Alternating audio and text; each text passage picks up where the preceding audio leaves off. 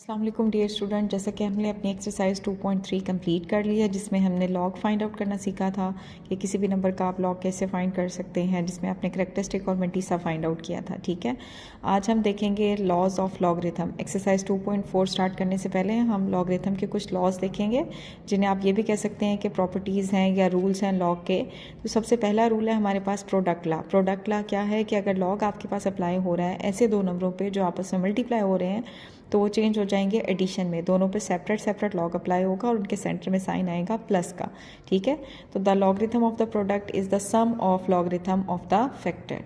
Next है हमारे पास क्वोशंट लॉ। क्वोशंट लॉ क्या है कि अगर लॉग आपके पास ऐसे दो नंबरों पे अप्लाई हो रहा है जो कि डिवाइड हो रहे हैं, तो वो कन्वर्ट हो जाते हैं सब्ट्रैक्शन में। Mean log B X minus log B Y. तो आपको कहते हैं the logarithm of a quotient is the difference between the logarithm of the numerator and the denominator. Next है हमारे पास पावर लॉ। पावर लॉ क्या है आपके पास कि आप किसी नंबर के ऊपर लॉग अप्लाई कर रहे हैं और उसकी पावर है, तो क्या होता है लॉग अप्लाई होने से कि उसकी पावर आ जाती है आपके पास स्टार्ट में और नंबर आगे आ जाता है। क्या है the logarithm of a number raise to be a power is the product of the power and the logarithm of the base number.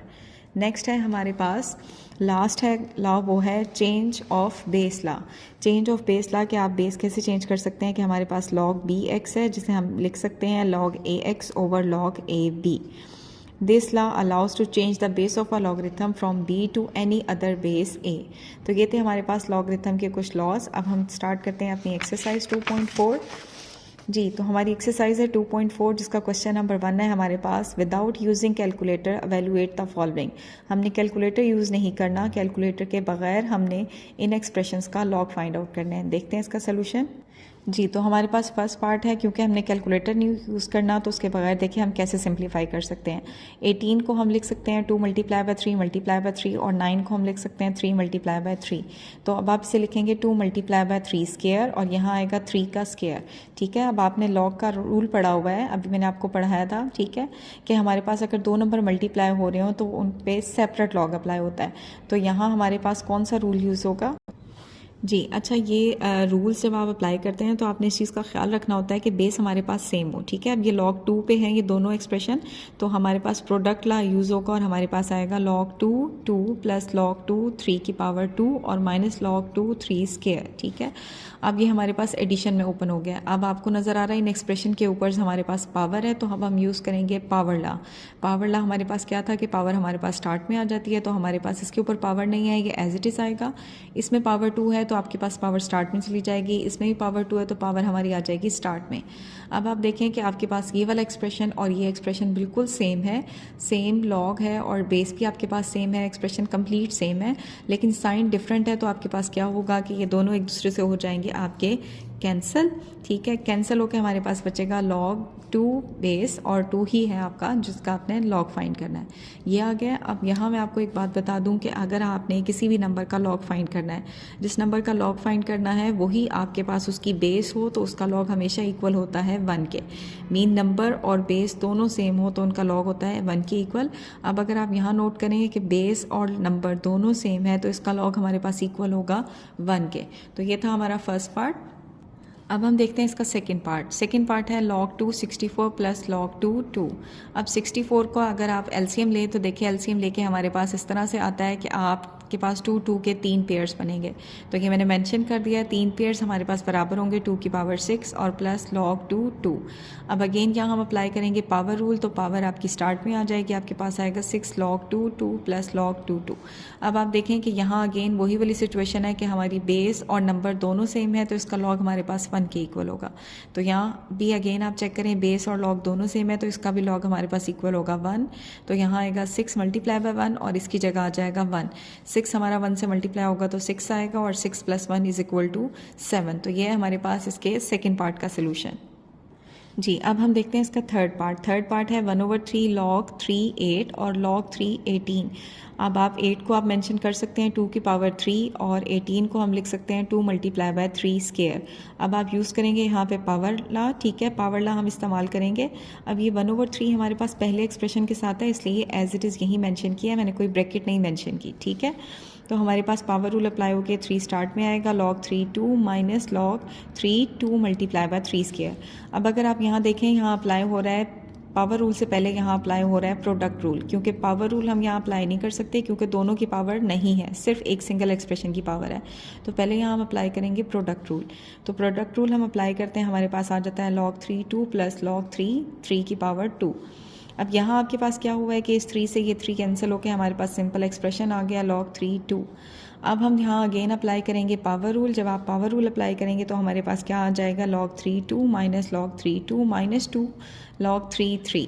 अब अगर आप यहाँ पे चेक करें कि ये वाला एक्सप्रेशन आपका, इसमें देखें कि बेस और नंबर दोनों सेम है, तो आपके पास क्या आ जाएगा, हमारे पास log हो जाएगा 1 के इक्वल।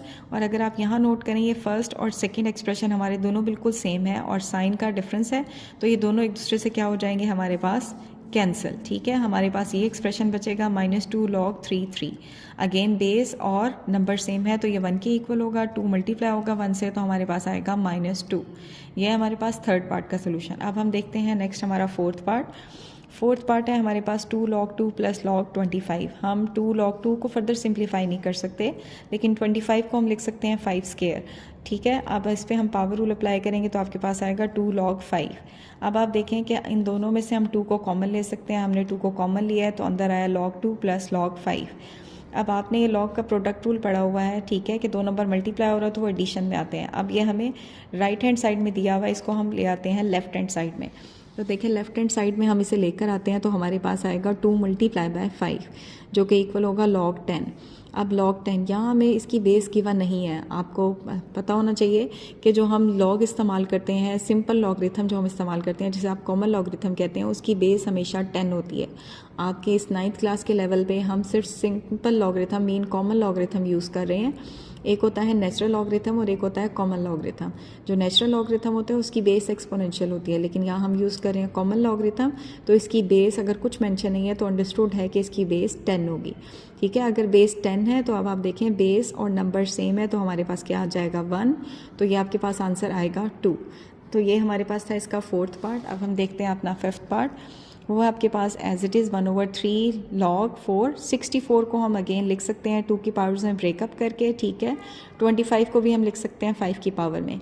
अब एक चीज़ मैं आपको यहाँ बता दूँ कि यहाँ इसकी बेस 4 है। ठीक है, मैंने इसे 2 में ब्रेकअप किया है, लेकिन मैं इसे अगेन 4 में ही कन्वर्ट कर लूँगी, क्योंकि जैसे मैंने आपको बताया था कि अगर किसी भी नंबर की बेस और नंबर सेम हो तो उसका लॉगरिथम 1 होता है। ठीक है, इस पर्पस को माइंड में रख के मैं इसे 4 में ब्रेकअप करूँगी। ठीक है, यहाँ मैंने मेंशन किया 2 स्क्वायर 2 स्क्वायर और 2 स्क्वायर, ये आ गया 4।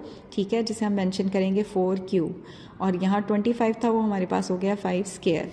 अब हम यहाँ पे क्या करेंगे, अब हम यूज़ करेंगे अपना पावर रूल। तो आपके पास पावर स्टार्ट में आएगी, 3 स्टार्ट में आ गया और 2 स्टार्ट में आ गया, तो आपके पास 3 से 3 कैंसिल होके ये आ जाएगा और यहाँ 2 से 2 मल्टीप्लाई होके 4 आएगा।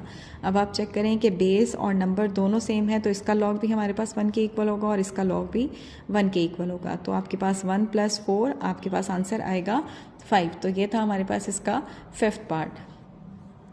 अब है हमारे पास इसका लास्ट पार्ट क्या है, 3 12 और 3 0.25। 12 को हम लिख सकते हैं 2 का स्क्वायर मल्टीप्लाई बाय 3, और 0.25 को मैंने क्या किया है कि हमने इसके पॉइंट को ख़त्म किया है तो हमारे पास आया 25/100। 5 के टेबल पे इसकी कटिंग किया है तो हमारे पास आता है 5/20। फर्दर कटिंग पॉसिबल है तो आपके पास आता है 1/4। अब देखें यहाँ पे प्रोडक्ट रूल अप्लाई हो रहा है और डिवीजन रूल अप्लाई हो रहा है, तो मैंने दोनों रूल मेंशन कर दिए हैं और अब उन्हें अप्लाई कर देते हैं। आपके पास यहाँ प्रोडक्ट रूल अप्लाई हो गया और यहाँ डिवीजन रूल अप्लाई हुआ है।